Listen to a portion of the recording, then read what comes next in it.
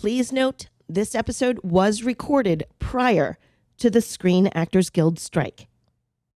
Yeah, let me make sure that that's on airplane mode. I'm on Do Not Disturb on my computer, so we should be good. All right, so here we go.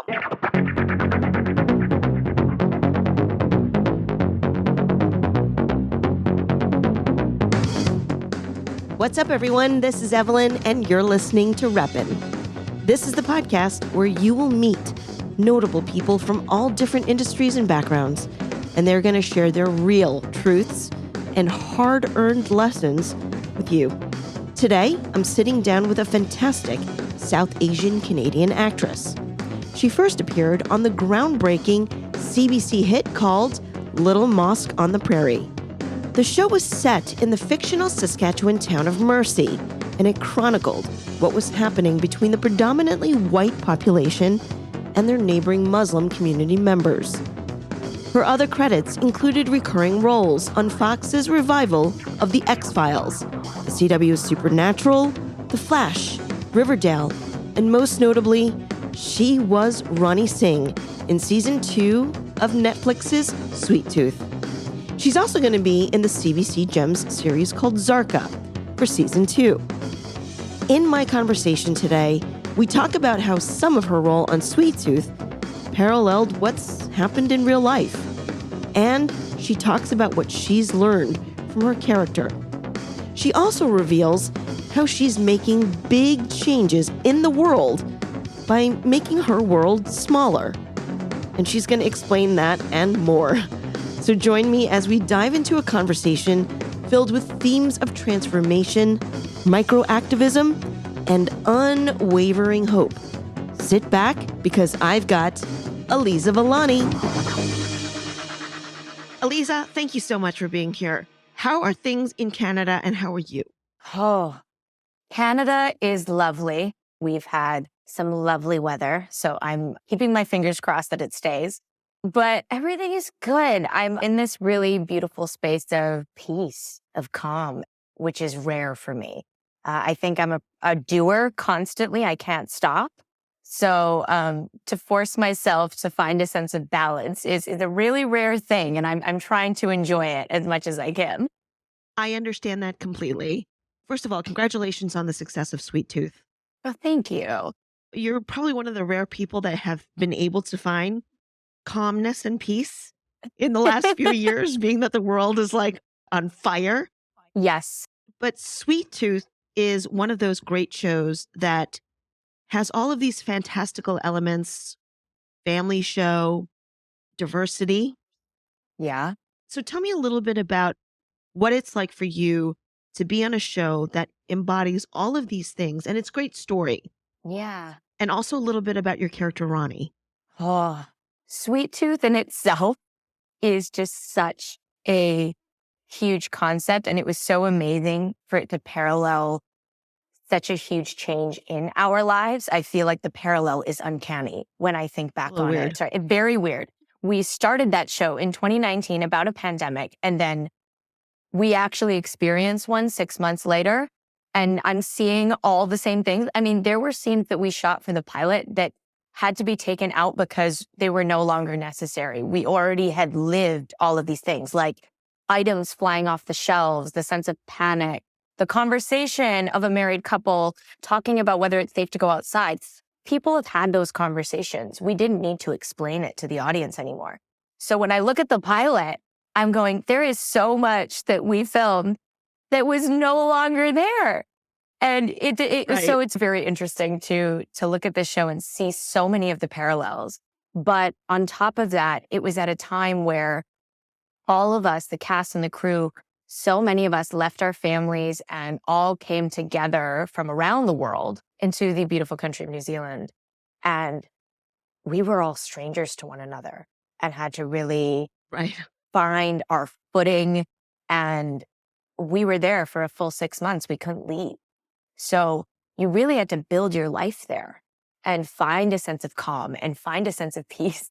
And so I think that's where that's come from in myself right now, of finding a sense of home at a time that just feels incredibly chaotic. Yeah. Because I don't think that's going to go away. I don't think we're going to find that the world is going to calm down now. It's just going to keep going. You know what? I thought we were going to slow down at some point, but we've just continued to pick up speed into the world of crazy. Yeah, I think it's just going to be a consistent acceleration, and finding a way to slow down within ourselves, I think, is going to be so key to surviving, even just in your mental health. Because I think about Rani, and this is where Rani as a character really influenced me, because here is a woman who has been living with the sick for 10 years, been in hiding, and living in survival mode constantly. Right. And so I had to look at this character and learn, how does a woman live in survival mode? And in season 2, finally come to a place of knowing her truth and agreeing to live with a sense of peace and completely pivoting. She does a complete 180 from season 1 to season 2 in terms of the sacrifices she wants to make, and just deciding, you know what, I'm done. We've done this cycle over and over again, and it's becoming insanity. And it's reaching a point where we can't turn back from, and I need to turn back. And she inspired me. It's so great as an actor when you get to play characters that you can learn from as a person. Yeah. I think it's part of the reason why we act, is we get to take on these hats and put on these costumes and play the life of someone else, learn from their experiences, and have that influence who we are as people. It's an avenue for actors to grow. I think you're right. Look, I'm not an actor, so you're going to have to tell me, working in entertainment and also just being a glorified couch potato. I've always loved entertainment, but I feel like media and storytelling opens windows into worlds that we may not have been exposed to in our real lives. Be it if you, I would imagine, and correct me if I'm wrong, Aliza, stepping into the shoes of a character, you would have to gain some insight and understanding of that person's perspective, right? And then you bringing that to me or the audience, it opens again new pathways and new perspectives and new thoughts that we may not have considered before or even knew to consider. So I think storytelling is very powerful. Now, to your story, or Sweet Tooth, which, by the way, again, scary how much the story aligns. Yeah, a little bit. With real world. Like, you didn't have to go too far to reach for like understanding of, oh my God, we're in a pandemic. Yeah. There was something that thematically, Sweet Tooth tackles many themes. And again, so much representation, both, you being I'm going to get this right, South Asian Canadian Ismaili Muslim woman. Yes, Ismaili, yes. Ismaili, sorry. Yes. Okay. There's a lot going on even just with that upbringing and how it shaped you to grow up to be, which I want to get to. But in the theme of Sweet Tooth, again, there's so much diversity both in actors and also in characters. One of the major themes is, despite this chaos going on in this world, the show is, and the characters are fighting for a better world and fighting because they have hope. Talking to you, I understand that you are in a place of peace. And in terms of like your character in the show, fighting for a better world, how are you able to do that as Aliza, as a person, in terms of what you're doing to try to create a better world in the midst of this the madness? Yeah, the overwhelming sense of. Yeah, exactly. You know what I mean? And that was really it. I think a common thread that I've heard so much recently is how people say, I can't watch the news. I can't read what's going on every day. It's consuming. I can't handle it. And I completely understand that. But I'm a person that is drawn to what is going on in the world.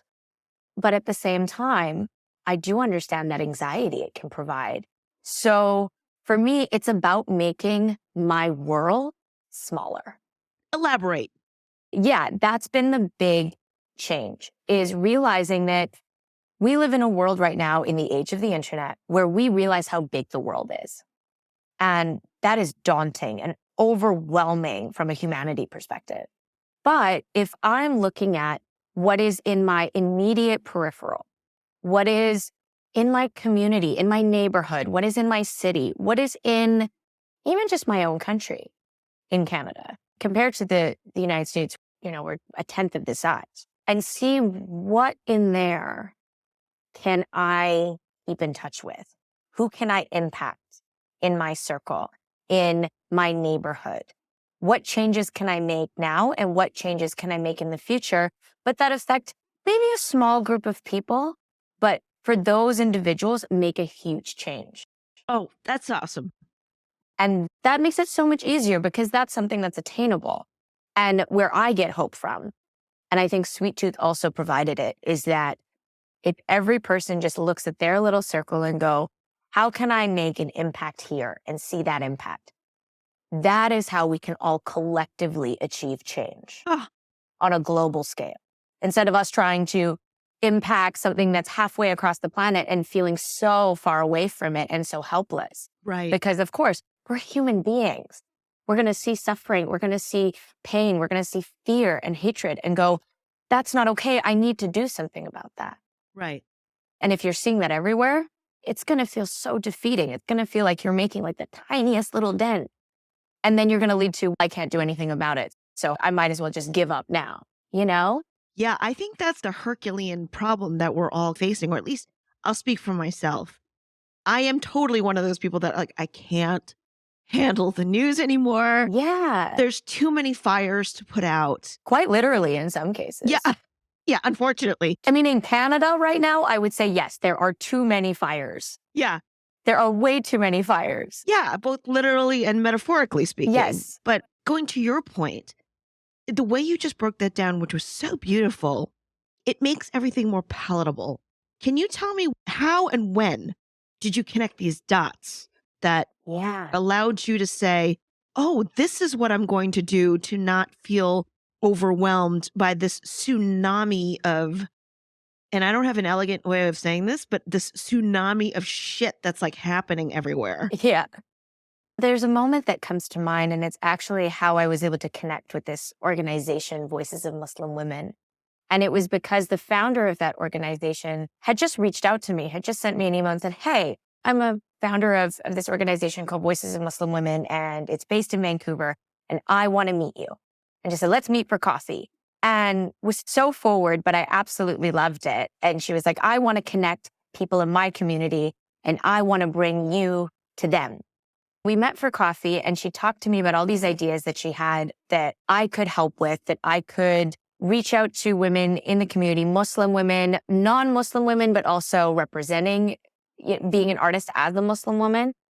And we started out with workshops, then we went to panels, and I was able to see that immediate impact. And it mattered to them. It really mattered. It was a small groups of 15 to 20 people. But when you see how much that matters, all of a sudden that light bulb goes, that's like, oh, this is change. This is someone who's come up to me and said, it means a lot for my child to see a Muslim woman be an artist, be an actress, and live their truth. And you being able to be here and have a conversation with us, not being someone that's so far out there that the only access is online or looking at these big galas. The fact that there's a person that can be accessible in a room full of 20 people. And that's something that Aisha Amaji created in her own little circle of people and community.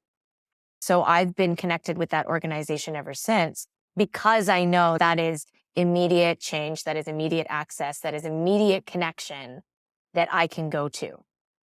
I love that. So that was basically the moment where you, to coin Oprah's phrase, the aha moment where you're like, oh, this is how I don't drown and suffocate from all of this madness that's swirling around, which is brilliant. Yeah. Also in the sense of representation. I think when we're in this huge challenge of we need visibility, we need to show in film and television that there are so many of us that we can all come together. It is also nice to be in a small community and see that those individuals also need to feel connected to it. That's so great. It's not just something you see on screen. You need those people to be around you as well. Let me ask you this, Aliza, and this is something that I've been toying around in my own head, and I want to kind of get your take on it. Obviously, I am a person of color. I'm Asian American. I was born in New York, one of the boroughs. For a lot of reasons, the last few years, I've been made very well aware that I am Asian and Chinese. And as much as I do support, obviously, representation, diversity, equity, inclusion, I'm thinking we also need to take it one step further.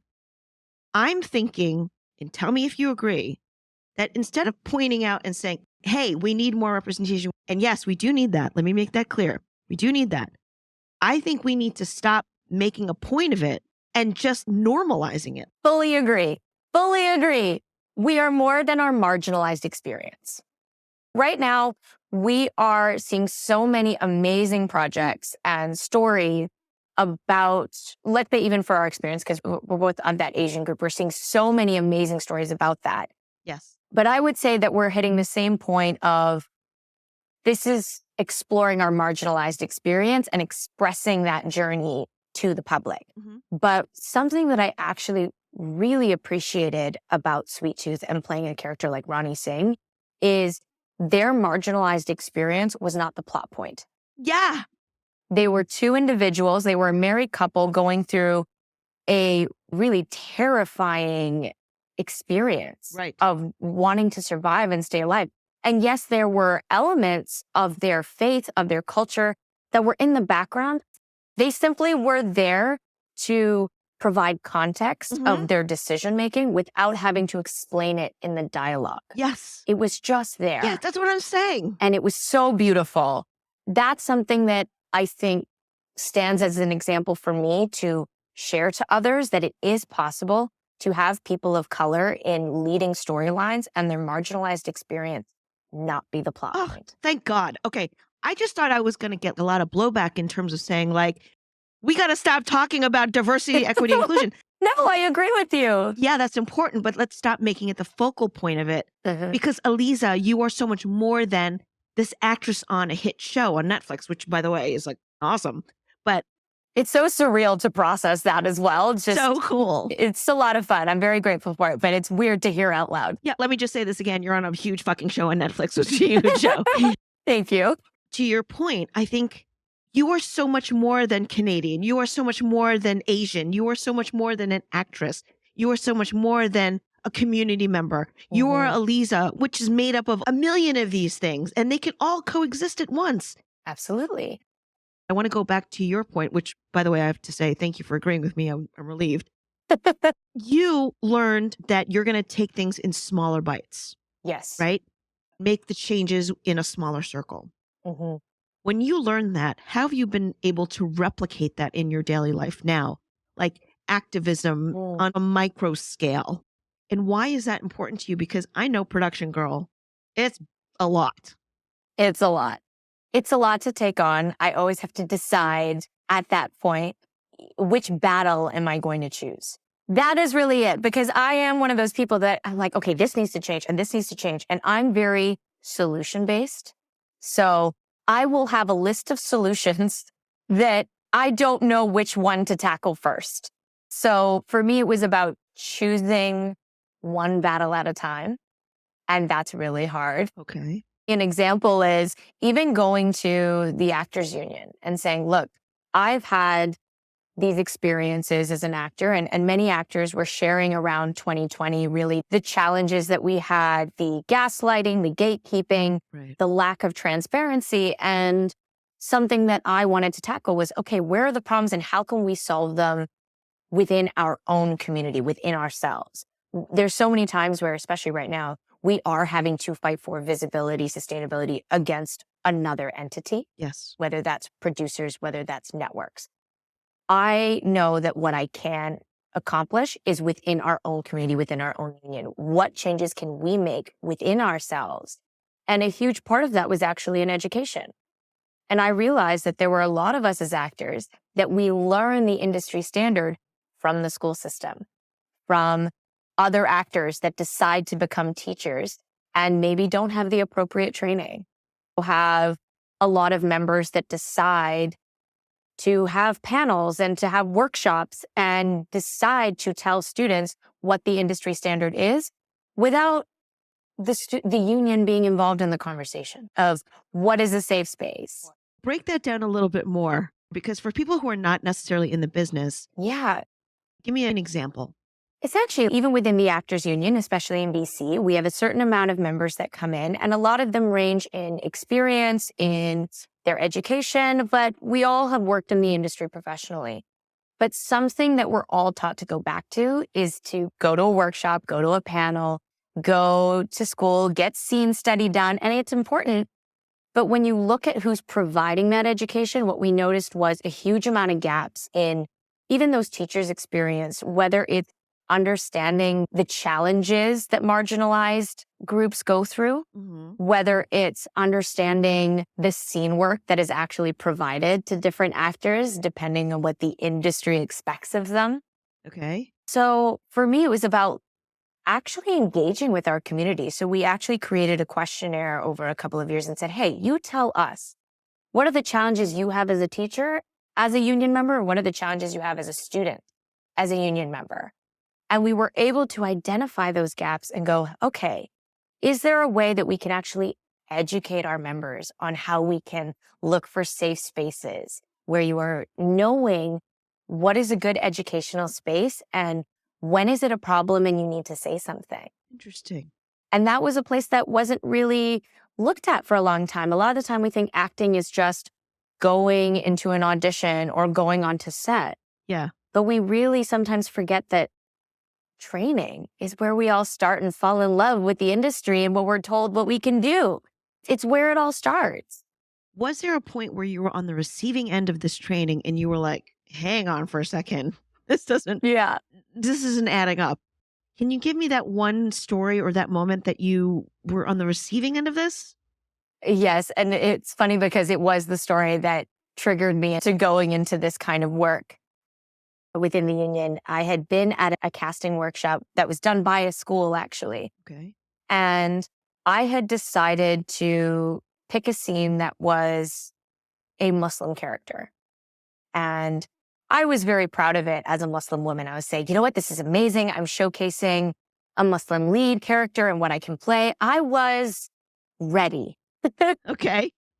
I had it in my head. I was like, I have prepared this. And I had gone up there, I had done the scene, and the casting director asked, can you just add a Middle Eastern accent?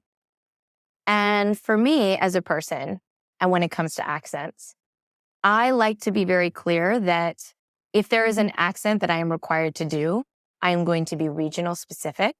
I am going to know what's in my wheelhouse. I'm not going to, quote unquote, fudge it. I don't believe that's right. I don't think that as an actor that allows us to play authentic characters. So what I asked in return was, is there a particular country or region that you're specifically thinking of? It's not in my wheelhouse, but I'm happy to try something if you are wanting a specific accent. What did they say? In that moment, it had become very clear to the classroom and the casting director that she had made a generalization which was incorrect. Which I figured as much, yeah. Yeah. And in that moment, instead, decided that let's just brush past it. But in return, decided to give me generalized direction and made me repeat the scene about 15 or so times. What? Yeah. And very much in the stereotypical, if you think about it in a movie of a montage of a person going, again, do it again. Nope, you're not doing it. Do it again. And essentially did that until I had felt completely broken.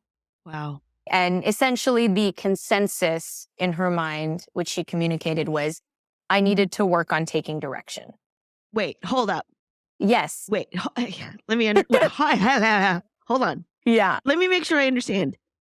She asked you to do it 15 times, and her consensus was that you needed to learn to take better direction. Correct. Not that this person was generalizing an accent that was being pulled out of the air, essentially. Yes. Okay, I have lots of problems with this. There's thoughts that come up with that. But that's a different podcast for another time. Yes. And then when I had gone off the stage, the organizer teacher hadn't said anything to me, but every single student of color had walked up to me and said, yeah, are you okay?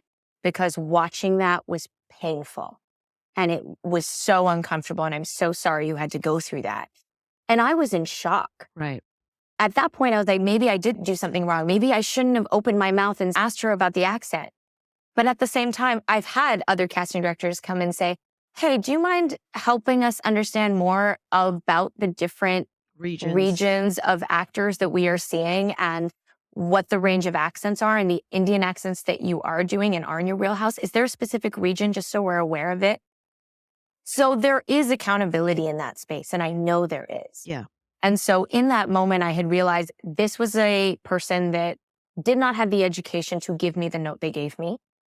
And in that moment, I had provided a very vulnerable moment for them. And the response was to gaslight the performer. That's what I was just about to say. Yeah. And so for me, that was a space that would have been a lot safer had the casting director been a bit more mindful of direction, while also having the teacher holding a space of responsibility of stopping that when it was happening. Yeah. Because it's a responsibility. There's all levels of wrong there. I thought it was a really smart move to say, hey, like which region? And that's a really good question because you are someone who understands and wants to do right by your craft. Yeah, of course. And authentic storytelling, which we all should be. I think authenticity is, and this isn't just about storytelling, I'm talking about authenticity across the board. Yes. Is something that is very elusive in this world. You were broken, you said. Yes. It's interesting, and I do understand it, that our first reaction wasn't like, what the hell? We're like, it's you, not me. Yeah. But the knee-jerk initial reaction is us trying to please, us trying to fit into this mold, and you felt broken. Yeah. How did you recover from that, and how did you regain perspective to understand you did everything you possibly could have? You bent over backwards, and it was this person's, I can't even say misinformation, but inconsiderate, unaware, Yeah. and sort of misaligned understanding of what education and training is. Yeah. One, support. It is so key to have a support system in the acting community, Right. to have a group of people that say, hey, we've got your back and we agree that was not okay. Yeah. Because that is the reality check. Because it can be very isolating in this industry as an actor as well to go, is it me? Am I just not either good enough, or am I not just sucking it up? Because that's a huge thing that we get told a lot. Yeah. Is to just suck it up. Is that a woman thing, an immigrant thing, a person of color thing, an industry thing? What is happening there? I feel like I've gotten told that in every aspect, including from, let's say, parents, the model minority experience, right? It's huge for us. I feel like it's a place of just play the game so that when you're at the top, you can make a difference. Yeah. That is the model minority experience. Yes. Shut up and don't rock the boat. Exactly.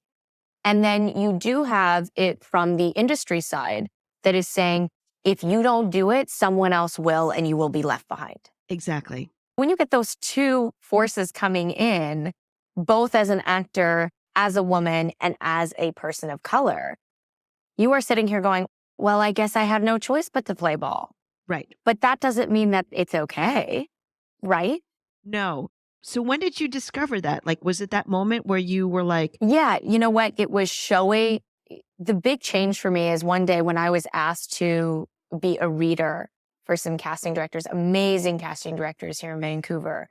And I realized that there are some incredible casting directors here. There's incredible industry professionals here.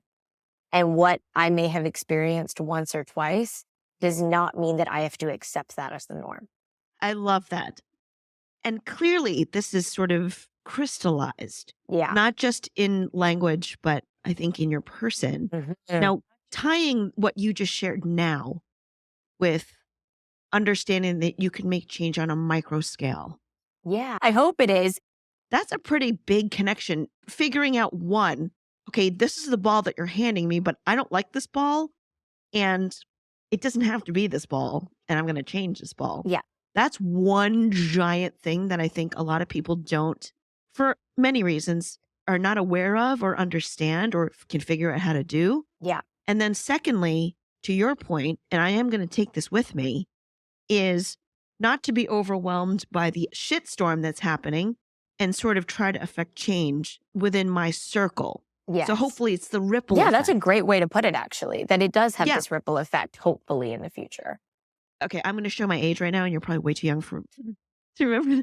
But do you remember the Justice League's the cartoon? Probably not, right? They had this these twins that were always like, Wonder Twin powers, connect, activate, I love it. I'm learning so much. Question is, so you have these two powerful pieces that have crystallized each in its own. Mm-hmm. How have you brought those together, and what have you done with it?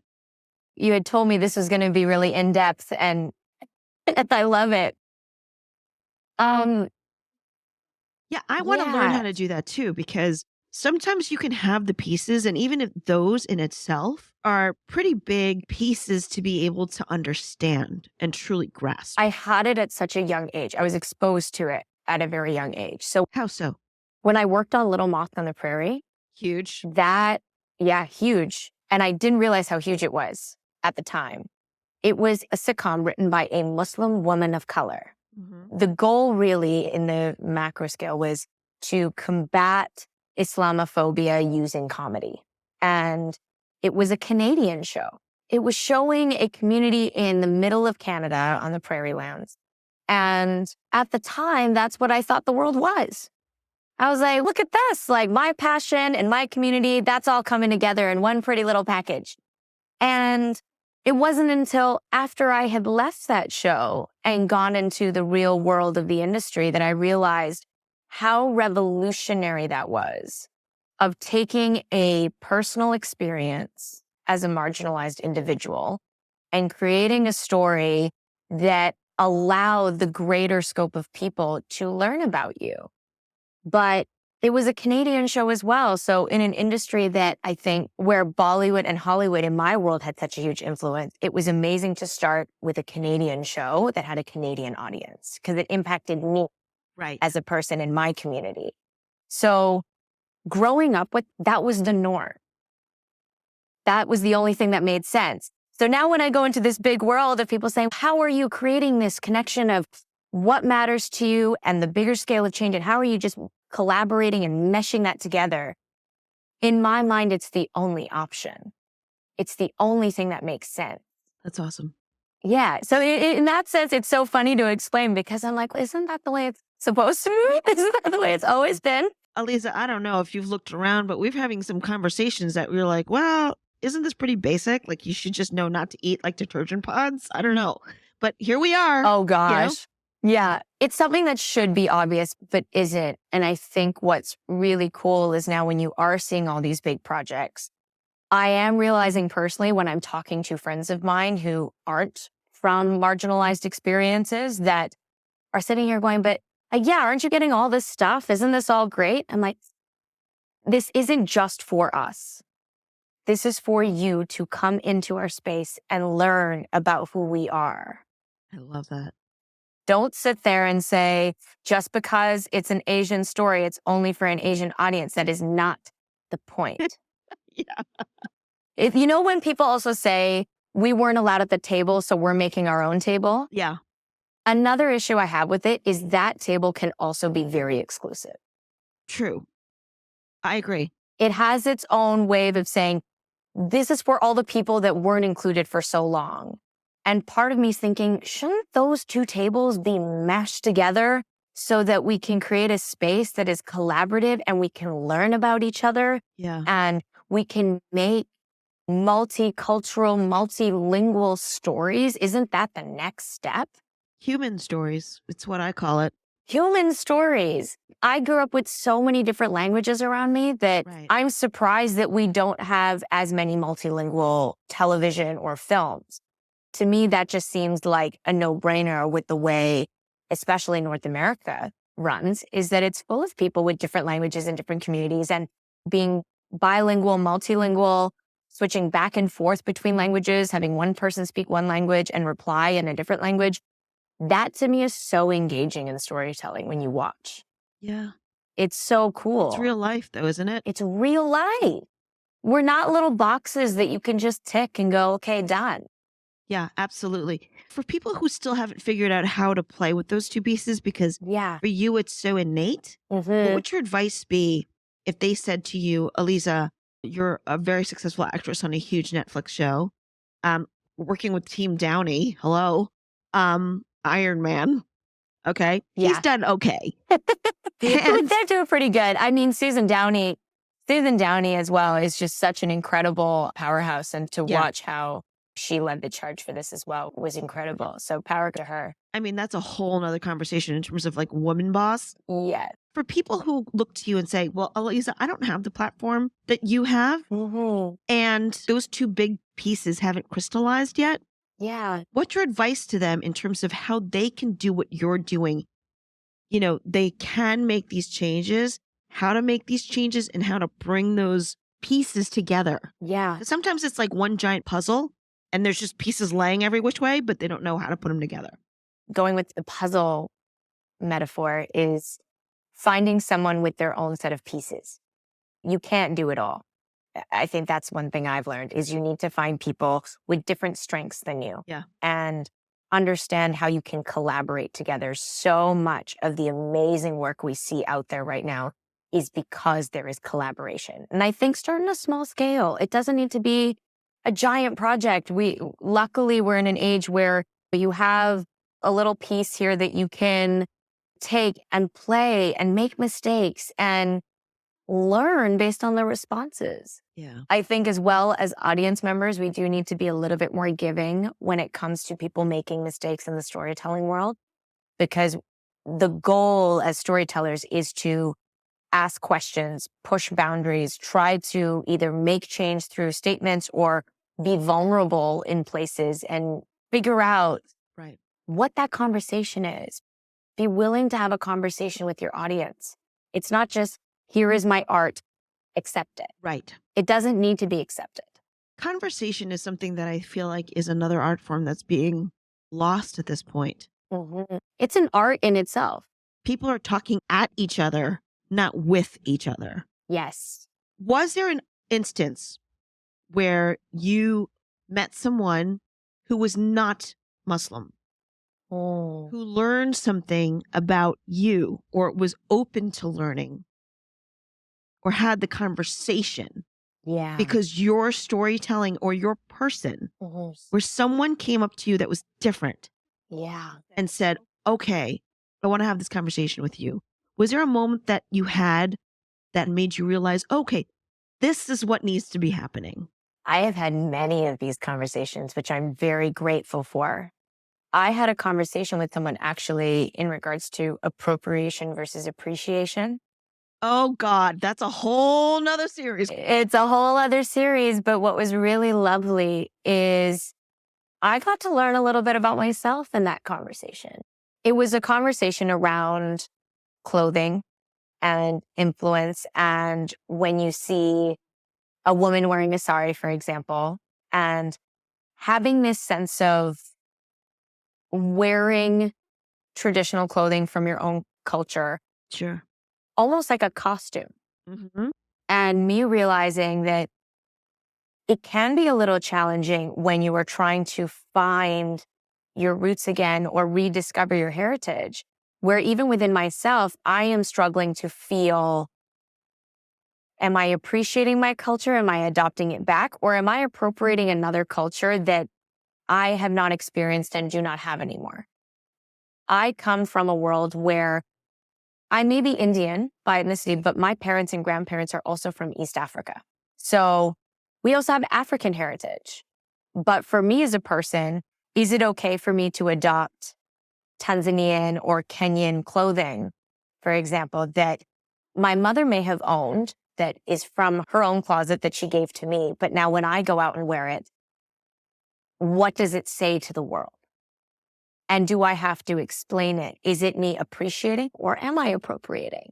Right. It's a very interesting conversation because as we start having more and more people with several different influences of heritage, as we have families that immigrate, families that combine, it becomes not just about what we identify as, but whether we are taking something on just to have ownership over it. And I don't think I have the right answer for it, but it allowed me to understand that the conversation is way more complicated. I think at the beginning, in my mind, there was a black and white understanding of what is appreciation and what is appropriation. But really, we don't know the individual, and what we might see on the surface as someone wearing something that does not belong to who they are. It is a very quick judgment to make without understanding the full scope of who they are and the conversations that they've had, and whether that's a gift from someone from that culture and it's their way of remembering them. We have no idea. So going back to what you said about it's not a conversation with one another, it's a conversation at one another. Yes. There is a lot of judgment there. And this conversation I had with a friend of mine enlightened me to the fact that my opinion on the subject may not actually be the right answer. Yes, you're right. But I think what's really key here to point out that you are aware that you don't know. Yes. And that you're open to exploring and processing it and also understanding it's not a one size fits all. No, it is not. And I think that we're living in a world where quick judgments are what everyone lives by. Yeah. And it's on headlines that you're seeing when you're walking the dog, a TikTok scroll. And I've even talked about this, like even your name, right, can signal a bias Absolutely. before you even walk in the room. Yes. So I don't know if this has ever happened to you, but I've been on the phone, produce or something, and I meet them in person later, and someone literally said to me, you sound white. Oh. How do I take that?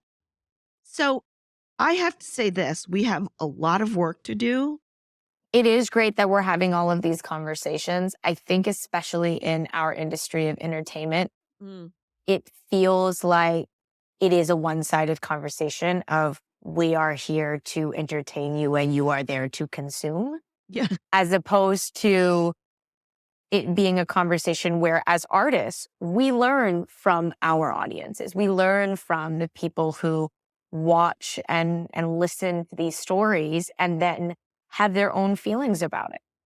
I think a lot of the time we take it as an attack when someone's unhappy about our art, as opposed to the conversation in itself is the art. That's something that I actually learned in university, which was the hardest thing for me to grasp. Why is that? Because it was understanding that the response of the art itself can be part of the performance. I love that. If you take a step back and just look at the whole picture, including the response, including the conversations, or the biggest example that we had in the class was we spent a few hours talking about whether the Mona Lisa was art still. What was your consensus on that? Mine that I learned was that really it is transcended art into an artifact. And the art itself is when you take a step back in that room and you watch all of the people take photos of a painting behind bulletproof glass. And that's how I enjoy it. I have had the pleasure of experiencing the Mona Lisa twice, one of which I was, I think, 10, 11 years old. And there is a photo of me in front of the Mona Lisa behind bulletproof glass. But the second time I got a chance to stand back and just watch the madness. And I had so much joy just watching the madness. And that itself was the art. I love that. Sometimes people say, or have the belief, maybe not outwardly, that admitting that you don't know something or adhering to a very specific point of view is a strength. It seems to me, just based on our conversation, Aliza, that your understanding of being open and having these conversations that allow you to question things, yourself, reflect, question society, questions, it's just all the way around. How that's actually a strength. It feels like you are coming to me, realizing all of these different nuances that you're still in the process of very much exploring. I've found a lot of strength in it. I would say this is one of the big lessons I've learned from Rani Singh in Sweet Shoes. Which is you are allowed to say you were wrong. It's a big one. And just even the words, I was wrong. And that's actually something that Rani does say in the season, which you think it's a simple phrase. But what was powerful is I looked at that script and I looked at that scene and I went, how often do I actually say those words? Is this something I should ask your husband? It's a good thing he's out with the dogs right now. Okay. But yes, it is something that some of my most powerful conversations with my husband has been me going, I have made a mistake. I should not have done. And this is not the way I should be responding to this conversation, or I need to learn to be better. That is more of a phrase that I think is common in our relationship is, I can be better. I will work on this. I will pivot. I will learn. As opposed to I have failed or I'm incapable. However, saying the phrase, I was wrong, is very challenging. Yeah, it is. It is. It really is. It really is. And whether that's because it connects to failure or it compares to inadequacy, to simply say, I did not have all the information that I required to make a correct decision means that now that I know, I should admit that previous statement or that previous opinion was incorrect. Seeing a character like Rani having to force herself to pivot and really force herself to showed me why it's so important. Because at the end of the day, the only thing that can come from admitting you're wrong is truth. Oh, wow. The only thing that can happen, whether you believe that's good or bad or uncomfortable, whatever it is, the only thing that can come from admitting you are wrong is truth. That's big. Thank you, Rani Singh. That's really big. Thank you, writers. Yeah. That's really hard. Even saying I'm sorry, apologizing earnestly is tough. Try putting I am sorry I was wrong all together and you will realize that is worse. Do you say that sometimes, even when you know you're wrong, but it's hard to get out? Do you try to like step into your character just to say it? Like, how do you say it? It's hard. It is. I noticed that I struggle saying I was wrong. I will say I was not aware. You will find different ways to say it. Let's be honest here. I will say I wasn't aware or I'm so sorry. I should have known. You will say all these other things, but to say I was wrong or I am wrong is a very hard sentence to say. That's a bitch. Massive bitch. Yeah. Yeah. It's hard when you have to admit that. I have to work on that. Yeah. It'll be interesting that when you actually realize you have to say it. Damn, that's going to suck. And you're like, ooh. Because that's what I found out with Rani with that scene. I was like, why does those 3 words feel so foreign in my mouth? It does throw you through a bit of a loop. And that's where your character teaches you something where you're like, why does this feel uncomfortable? Right. Why am I not resonating with it? Or why am I not feeling honest in it? Because that's the whole thing. When you're playing a character and as an actor, you have to find truth in it. Whether you like your character or not as a person, whether you would be friends with them in real life, you have to find truth in them. Right. And you have to be honest in playing them. And so that part of Rani, I really had to sit in and go, wow, I am feeling and experiencing a person making a very big shift in their life and having to admit a lot of faults. Well, I'm going to shortcut something for you, my friend. Next time you are in a debate with your husband and you have to admit I am wrong, just take this soundbite that I'll send you from this thing and just hit play on your phone. I'll send it to my husband. That's not even better.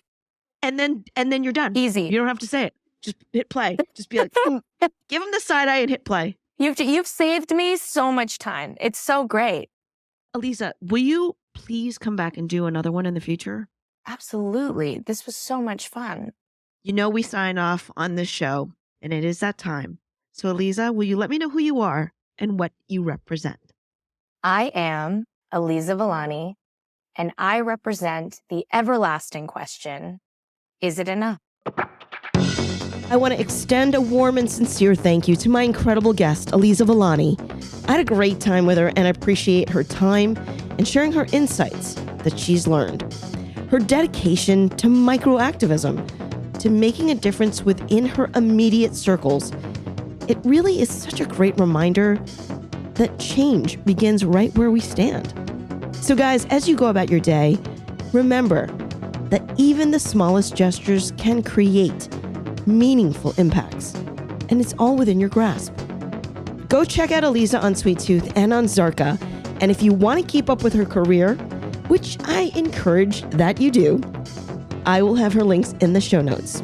I hope you enjoyed this episode of Reppin. Go see who else has guested in the past, and don't forget to hit that subscribe button, download the show, and leave a review. Share this series with your friends, because together we can continue to spread these messages of hope, transformation, and making a difference.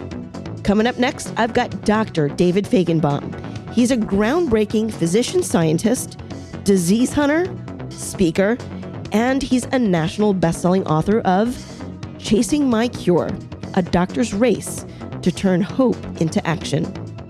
I went from being on these medical school rotations where I was taking care of patients to all of a sudden being hospitalized because all of my organs were shutting down. We had no idea what the diagnosis was, but my liver, my kidneys, my bone marrow, my heart, my lungs all just started shutting down. Hey everyone, this is David Feigenbaum. I'm a physician scientist and the author of Chasing My Cure. My episode is coming up next. So get this, he had a really rare disease, almost died a few times, but ultimately cured himself. Yeah, he's like the Indiana Jones of the medical community. It really is such an incredible story. Come say hi to me on my socials. I'm on the gram at Reppin_podcast. My Twitter handle is Reppin Podcast. And don't forget, go check out my YouTube page. Thank you always to my listeners for your amazing support and listenership. And thank you also to my crew, Nelson Pinero and Gracie Kong, who helped me bring the show to you. Reppin is a Suburban Outlaw Productions. Until next time, stand up and represent.